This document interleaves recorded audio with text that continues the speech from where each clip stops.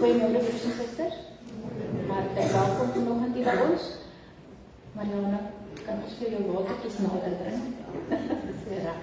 Baie welkom by ons, Mariana.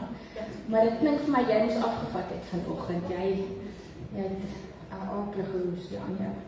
Kan ek gou sien, terwyl ek hier staan sien ek niemand wat op hierdie lys is wat verjaar vandag wat hier is nie. Is daar iemand wat verjaar hierdie week? Sien jy hand nie? Goed, dan sal nou nie verjaarsdag hierdie week nie. Marita Esterhuizen, baie welkom by ons. Ons is baie bly, jy is vanoggend hier. Rita, toe ek nou kyk, toe moes ek 2 keer kyk, dis jy wat daar sit, so. Ons is bly om vir jou terug te hê by ons. Ons is baie sterkte, maar ons loop almal saam met jou die pad. Goed, dan die Joodse gesin, Mani en Renay. Mani het nou net deur daai vreeslike operasie gekom en nou is Renay se ma oorlede, so ek dink asseblief van hulle gesin ook. Ons hoop dat dit met hulle ook spoedig beter sal gaan. Koenie, jy sit hier reg voor asof jy niks meer keer nie. Nee, jy reg. Ons is baie dankbaar vir jou. Ek sê vir hulle, waarskynlik vir Petra, sy moet nie 'n tea-lady word daar by die huis, terwyl jy nie kantoor is nie. So, maar ons is dankbaar en dit het goed gegaan en hulle is happy en alles, nie? Baie dankie. Ek is baie bly daaroor. Goed, dan die ander, gaan dit oom Lou, gaan dit goed mee, hy loop net baie swaar, en Astrid is besig om te herstel, en ons vertrou dat dit met haar baie goed sal gaan, baie binnekort. Dan gaan nog een op my lysie, en Godfried het nooit detail te deel nie, maar jy is deur 'n aaklige misdaad geval, en ons bid vir jou herstel op hierdie vreeslike pad. Want dat 'n mens moet die hele tyd stry teen wat jy voel en wat jy ervaar en wat jy dink. So, ons bid vir jou ook dat dit vir jou beter sal word, vir jou familie, want ek dink dit was vir julle almal 'n traumatiese ervaring. So ons hoop dit gaan goed. En iemand anders, almal wel en goed. Is vanoggend iemand by ons wat dalk vir die eerste keer hier is, wat ek nie al verwelkom het nie? Dit lyk vir my almal ou bekendes. Goed. Dan wil ek daarmee een dankie sê vanoggend. Aida, waar sit jy môre? Daar sit Aida. Daar die pragtige skepings daar agter is Aida se hande. En ek wil vir haar baie dankie sê. Dankie dat jy jou wonderlike gawes ook met ons deel.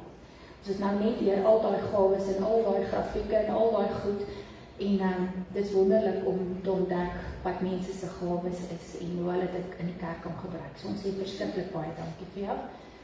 So op Palmsondag waardeer ons dit opreg. Onthou asseblief dat donderdag aand is ons nagmaal 7:00 in die aand. Dit is altyd 'n stil nagmaal vir die van julle wat dit nog nie beleef het nie. Kom beleef dit asseblief. As iemand nie die nagmaal ry nie, laat weet vir my. Dit is ook omdat ek daar 'n bus ry. Nee, ek sal help om jou hier te kry, maar kom deel met ons asseblief in die nagmaal gebede donderdag aand. En dan Sondagoggend 9:00 is dit opstanding Sondag so. En ek vra dat almal wat Sondagoggend kom, bring asseblief 6 paasbolletjies saam. Ek kan na die tyd dit wat oorbly weer terugvat huis toe, maar bring net saam, ons gaan heerlik koffie en goed daar in die saal hê en dan gaan ons almal 'n paasbolletjie saam met dit eet. So ek vra as julle hier gaan by Sondag, bring asseblief 'n paar paasbolletjies saam. Ons het verlede jaar met hierdie tradisie begin en ek dink dit is wonderlik. Goed, broers en susters, verder het ek nou niks hier nie. Dis net ons liturgie soos wat hy daar is. So kom ons word so vir 'n oomblik rustig en dan gaan ons aan met ons erediens.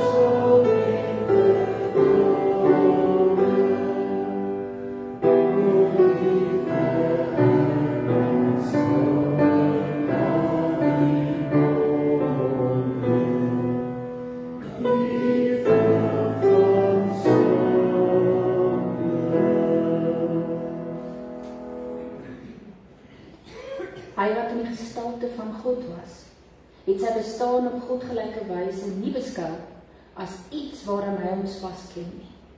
Maar hy het homself verneder deur die gestalte van 'n slaaf aan te neem en aan mense gelyk te word. En toe hy as mens verskyn het hy homself verder verneder. Hy was gehoorsaam tot in die dood, ja, die dood aan die kruis. Gemeente, genade en vrede vir u van God ons Vader, van Jesus Christus die Here en van die Heilige Gees. Amen.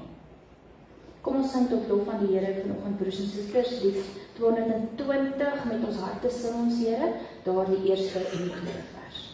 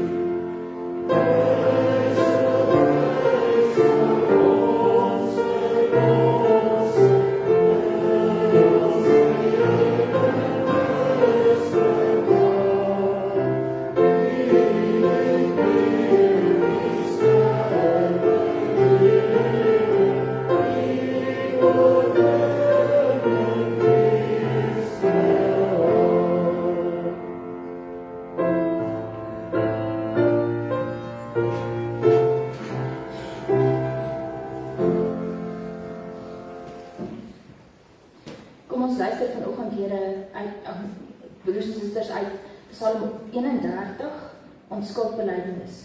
Maar ek vertrou op U, Here. Ek sê U is my God. My tye is in U hand. Red my uit die hande van my vyande en my vervolgers. Verskyn tog tot my redding. Red my deur U onfeilbare liefde.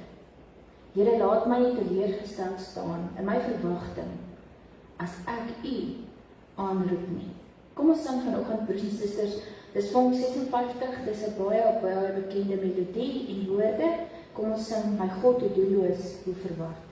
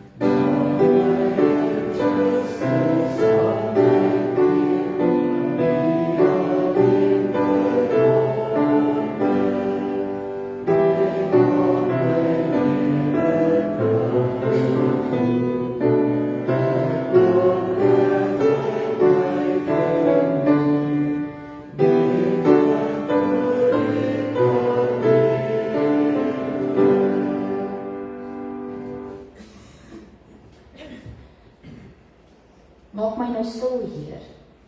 Ek wil na U luister. my hart vir U oopmaak, dat U my kan aanraak. Open my oë, my hart en my ore, dat ek U kan leer ken, Here, en voor U kan lewe. Amen.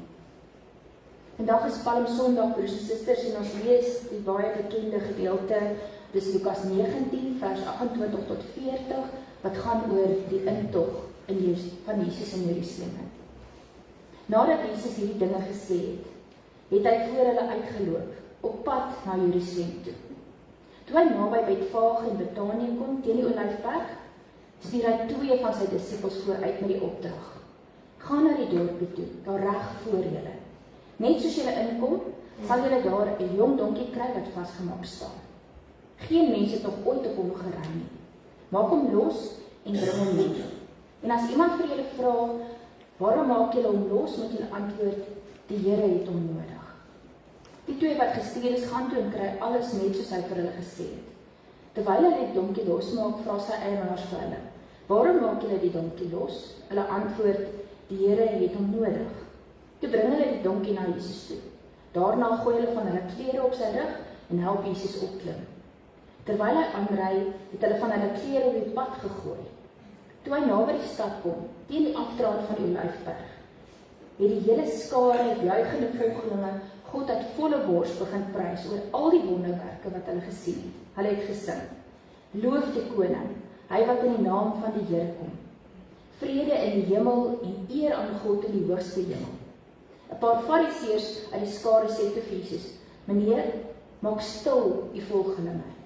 Maar hy antwoord, ek sê vir julle, as hulle stil bly, sal die klippe uitroep. Ons lees vanoggend tot sover, broers en susters. Gelukkig is elkeen wat luister na hierdie woord en daaruit gaan leef. Ek sien gister dat die nuwe aartsbiskop van die Anglikaanse kerk, 'n vrou, is in haar aangestel. En dit natuurlik, en ek sien net 'n foto van al die mooi togas en die blink brokaat en al die goed wat daarmee saamgaan. Hooftooisels en wat ook al. En ek herinner my toe aan 'n storie wat 'n dame op 'n kol geskryf het. Wel, dit is die werklikheid, maar sy het 'n boek geskryf. Haar naam is Denise Ackerman. En haar boek se naam is Surprised by the Man on the Borrowed Donkey. Ordinary Blessings. En sy vertel toe 'n verhaal van hoe sy dit eintlik beleef het met die konstituering van 'n baie belangrike konferensie, die Lambeth-konferensie in die Anglikaanse kerk. In die kathedraal van Canterbury, natuurlik die belangrikste plek vir hulle. En dit is ook waar die aartsbiskop of die vrou nou haar dienste gaan doen. En so kom die hele prosesie in. Die een na die ander. En onthou, dit lyk baie soos die Rooms-Katolieke kerk, want hulle het afgestig van die Rooms-Katolieke kerk, maar hulle het al die tradisies behou. So kom hulle ingestap met hulle baie mooi prosesie. En dis mans en dis vrouens en almal neem hulle plekke in. En uiteindelik maak die aartsbiskop dan die deur toe. En sy sit so na dit en kyk. En sy vra vir haarself, en ek dink is omdat sy ook self geworstel het met gebeure in die wêreld, gebeure in haar kerk, in haar lewe, en sy sê vir haarself, sy mis iets. En na rukkie toe besef sy wat dit is wat sy mis. En sy vra vir haarself, waar is die man op die geleende donkie vanoggend? En broers en susters, dis nie 'n vraag wat net sy vra nie, dis 'n vraag wat ons almal moet vra. Ons moet dit vra as 'n kerk, as 'n gemeente, as lewende gelowiges in die gemeente. Is dit seker een van die belangrikste vrae wat ons ooit vir onsself kan vra. Waar is die man op die geleende donkie in hierdie gebeure? En wat ons doen? En waarmee ons besig is in ons leef? Sy het geworstel, sy het 'n regte geloofsworsteling gehad. En uiteindelik het sy haar vrede gevind by die man op die geleende donkie. En sy het haar lewe deur geloof begin sien. En sy het beleef hoe hierdie man op die geleende donkie altyd saam met haar is. En vir haar uiteindelik lewe gee. Dis wat Palm Sondag van ons vra, broers en susters, is dat ons vir 'n slag fokus op wie Jesus regtig vir ons is. Daarom dat ek vir julle die afdruk gegee het van die skildery en dan van elkeen wat daar verteenwoordig is. Dat 'n mens kan sien, rondom in hierdie gebeure is daar klomp verskillende mense met hulle eie gedagtes en hulle eie drome en hulle eie siening van wie Jesus is. En dan moet ons vir onsself vra, wie is Jesus vir ons? En kyk ons op die regte manier dan, verstaan ons hom reg, hoor ons wat hy vir ons wil sê. Nou ja, dit is min of meer 'n koninklike prosessie in 'n sekere mate, want iemand soos Pilatus sou met hierdie selfde fees op sy perd en al sy formele drag, met al sy soldate en almal wat nou belangrik is, 'n hele prosessie hê in Jerusalem in om sy mag te bewys. En aan die ander kant kom Jesus op 'n geleende donkie die stad ingery. En baie van die mense wat om hom is daar omdat hy is hulle man, hulle politieke kandidaat, wat nou ingery kom, en hier kom nou 'n reuse verandering. Hier kom nou 'n geleentheid om die regering te verander, en Jesus die koning te maak. Maar nou weet ons, broers en susters, dat dit dieselfde mense is, wat 'n dag of wat later teen hom draai, en besluit hy is nie hulle kandidaat nie. Die oomblik toe hulle hom sien, tussen die Romeinse soldate gevange geneem, toe besluit hulle, nee, hy is nie ons koning nie. En toe besluit hulle ook, dis te gevaarlik om hom te volg, en hulle is almal weg daar, en hulle los vir Jesus alleen, om deur hierdie verskriklike dag van sy gevangeneming, van sy verhore, van sy lyding, van sy sterwe, deur te gaan. En uiteindelik, omdat hulle iemand anders sou sien, as wie Jesus regtig is. Dit is 'n baie belangrike vraag, wat ons vir onsself moet afvra. Wie is Jesus vir my? Verstaan ons wie Jesus werklik is? Maak ons nie van hom iets anders as wat hy behoort te wees in alles wat hier in ons wêreld gebeur nie. Waar sien ons onsself in hierdie gebeure is een van die vrae wat ons vanoggend vir ons kan vra. Want hier is karakters met allerlei verskillende idees en maniere en pogings. En dan is die vraag wat ons vir onsself moet afvra is ons veel anders as wat hulle is? Is dit waarmee ons na Jesus toe kom anders as waarmee hulle na Jesus toe gekom het? Eenvoudige vraag wat ons vanoggend vir onsself kan vra. Hoe vinnig sukkel ek en jy nie, as die Here nie my gebed beantwoord soos wat ek dit graag wil hê? Hoe vinnig begin ons dan vra of die Here regtig hoor as ons bid? Hoe vinnig raak ons versigtig as ons geloof meer van ons vra as wat ons bereid is om te gee? Hardlik ons nie ook maar weg gaan staan in 'n hoekie en wag. En is te bang om iets te doen aan 'n situasie waar ons gestuur is om iets te doen. Hoe maklik is dit nie vir ons om wanneer 'n geleentheid daar is waar jy iemand anders kan dien, dat jy kies om jouself te dien. Dat jy kies om jou eie lot en jou eie gedagtes en jou eie voorspoed voorop te stel, eerder as om iemand anders te dien. Wat gebeur in hierdie optog, in hierdie intog in Jerusalem? Ja, daar's iets van 'n aankondiging, van 'n koninklike intog en aankondiging, dat hier 'n baie besondere persoon in die stad inkom. Onthou, Lukas maak van Jerusalem self ook 'n karakter in sy stories. Dis die kernplek. Dis die plek waar alles gaan afspeel. En daarom hierdie prosesie ook in wat verskriklik belangrik is. Maar die interessante van hierdie proses is dat daar nie militêre mag om Jesus te sien is nie. Weet julle wie was die meeste mense wat rondom Jesus was? Wie was die stemme wat gesing het? Dit was randmense gewees. Dit was mense wat in die sosiale omgewing van daardie tyd nie baie beteken het nie. Mense wat maklik misgekyk is. Dit is 'n groot deel van die mense wat saam met Jesus gaan. En dit moet al vir ons 'n sleutel gee om te verstaan wie Jesus is. Hy's nie hier vir aardse voorspoed en aardse gewin nie. Hy's nie hier om belangrike mense se hande en voete te soen nie. Hy's nie hier om een of ander politieke ding reg te kry. Hy het homself die hele tyd besig gehou met die randmense van die lewe. Want dit is waar hy wil wees. En dit is die liefde wat hy uitgeleef het. Daar is subtiele aanduidings daarvan in die manier wat Lukas hierdie storie vertel. Hy gebruik die woord wonderwerke. En as 'n mens daardie woord mooi gaan bekyk, dan beteken daardie woord dade van mag. En daardie dade van mag word altyd verbind aan God. Met ander woorde wonderwerke. So as hulle hier praat van 'n man wat dade van mag kon doen, dan word Jesus dadelik aan God en God se almag verbind. Dis vir ons 'n subtiele sleutel om te verstaan wat hier aan die gebeur is. Die tweede ding is nogal, as 'n mens, jy sien dit nie raak totdat jy doelbewus kyk daarna nie.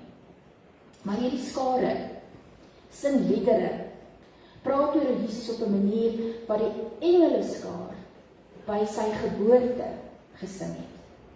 Nog 'n subtiele sleutel vir ons te sê, hier is baie meer aan die gebeur as 'n aardse man wat met 'n prosesie sy intog maak in Jerusalem in.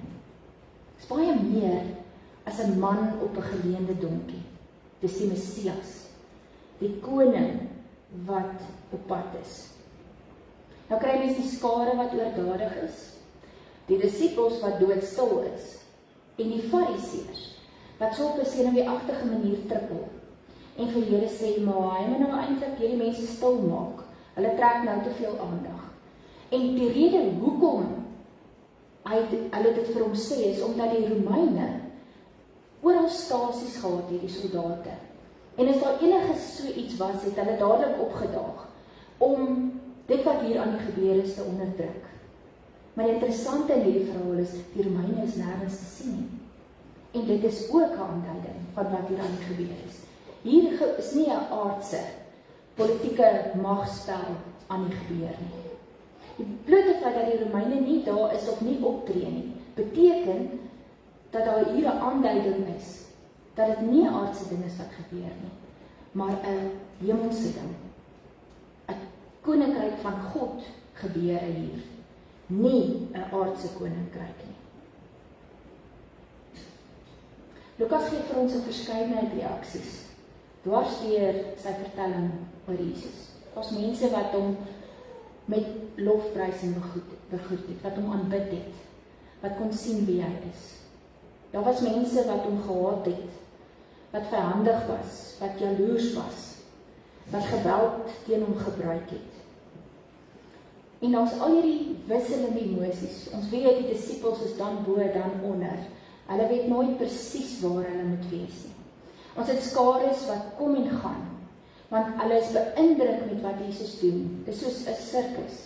En dan raak hulle eers weer 'n bietjie weg, en dan kom hulle weer.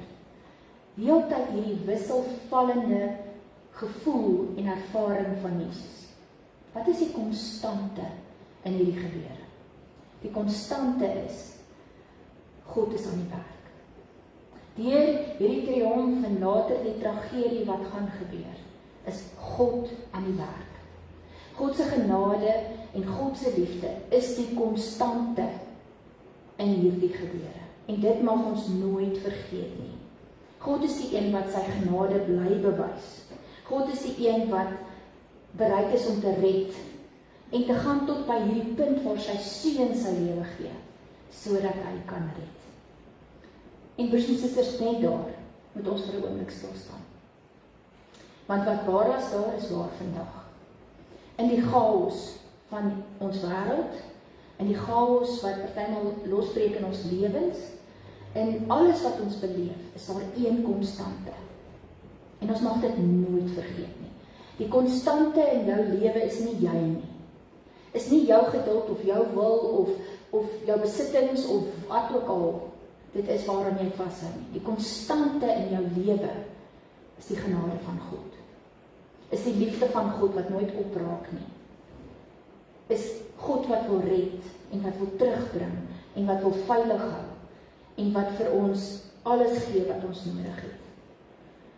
Te midde van menslike tragedie, te midde van enigiets wat met ons gebeur, is daar een konstante. In jou lewe, in my lewe, in die kerk se lewe, in die wêreld. En dit is God wat in sy genade by ons is en by ons bly. Verskoning.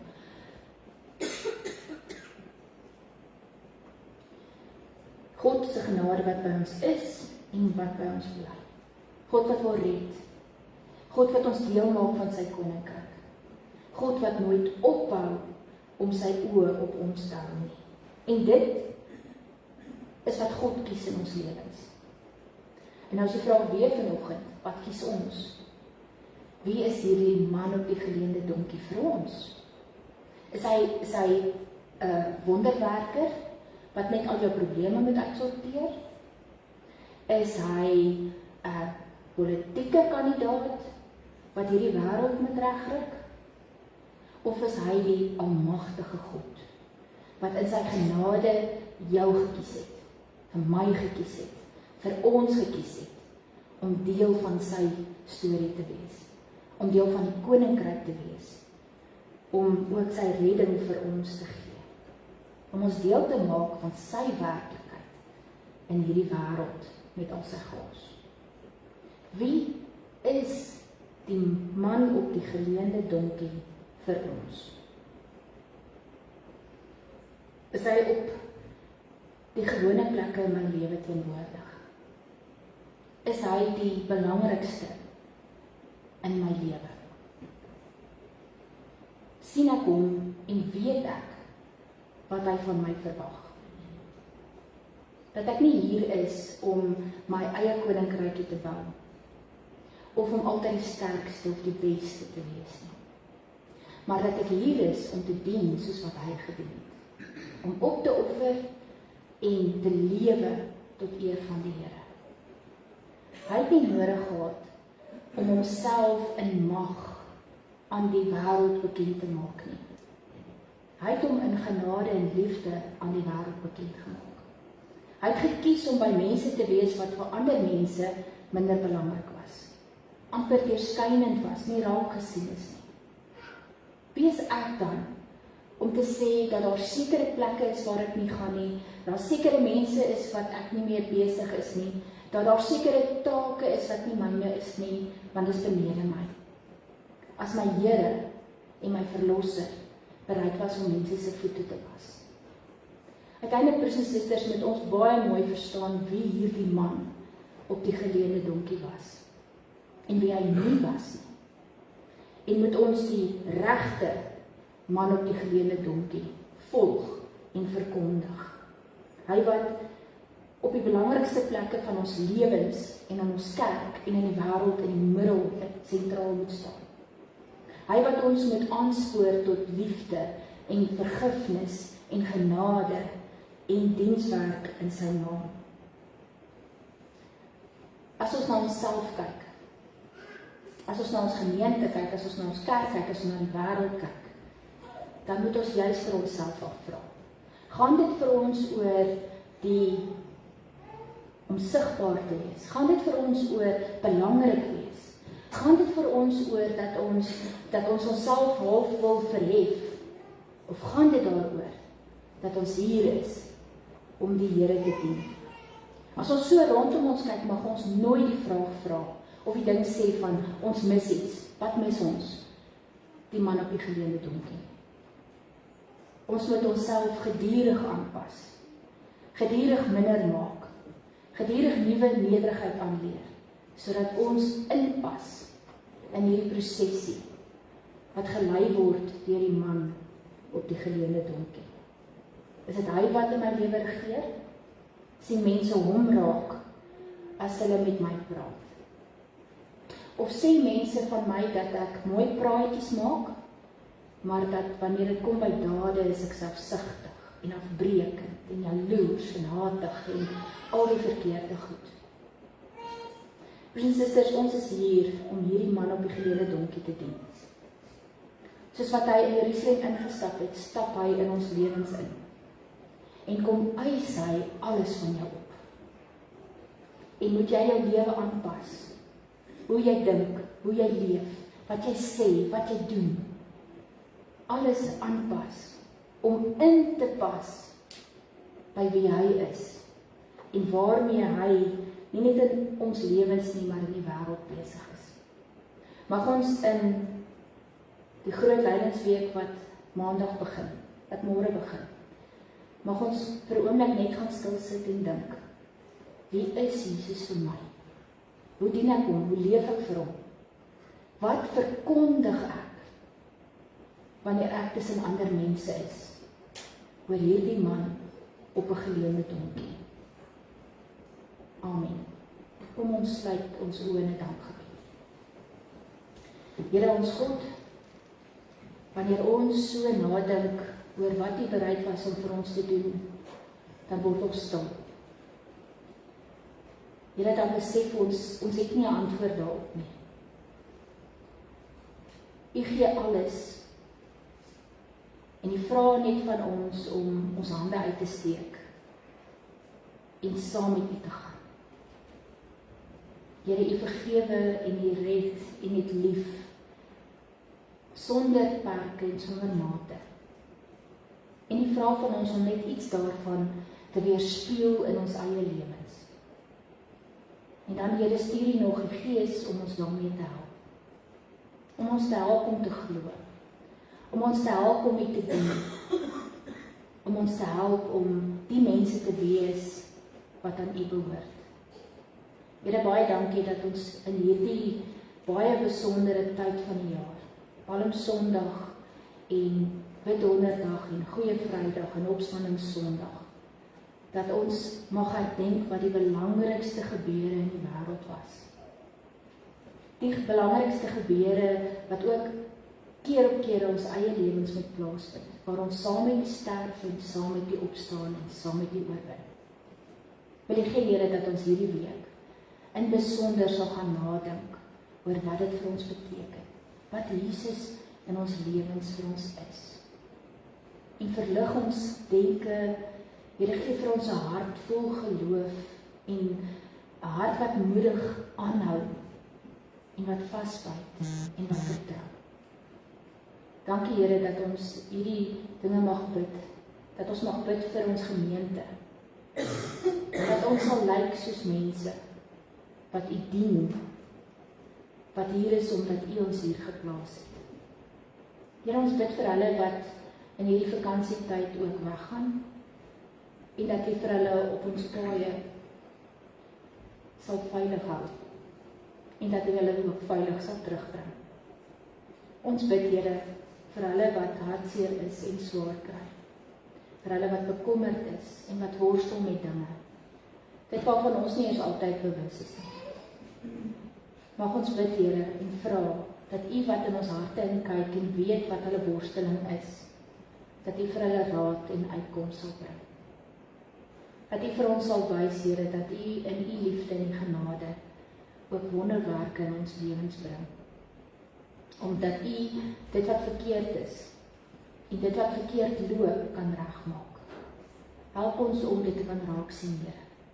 En help ons om mee te werk aan dit wat U wil doen. Wees met ons in hierdie lydingsweek, waar ons die belangrikste gebeure as gelowiges, as Christene gedenk. En gee, Here, dat dit vir ons opnuut die betekenis sal kry, dat dit ons op 'n geloofsvlak sal aanraak en ons sal verander. Nie omdat ons dit verdien nie, maar uit genade alleen. Amen. Kom ons sing as ons geloofsbelijdenis broers en susters op Bergen en Dale, lied 509 vers 1 en 4.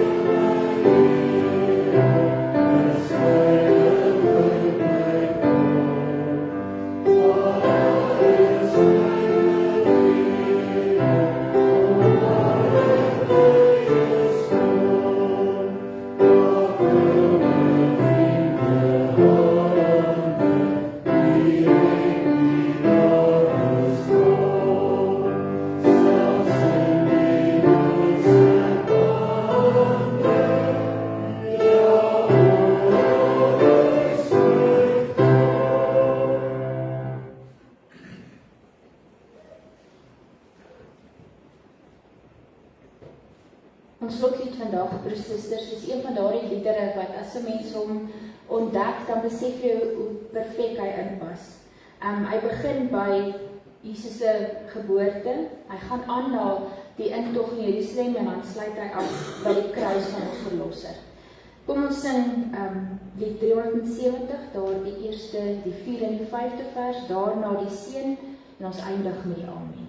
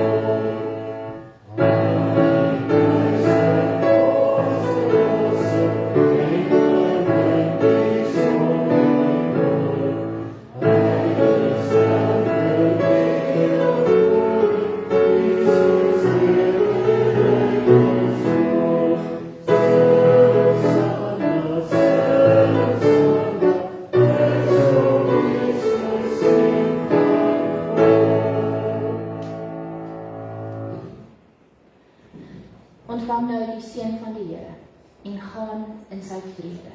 Die genade van ons Here Jesus Christus, die liefde van God en die gemeenskap van die Heilige Gees sal by julle elkeen wees.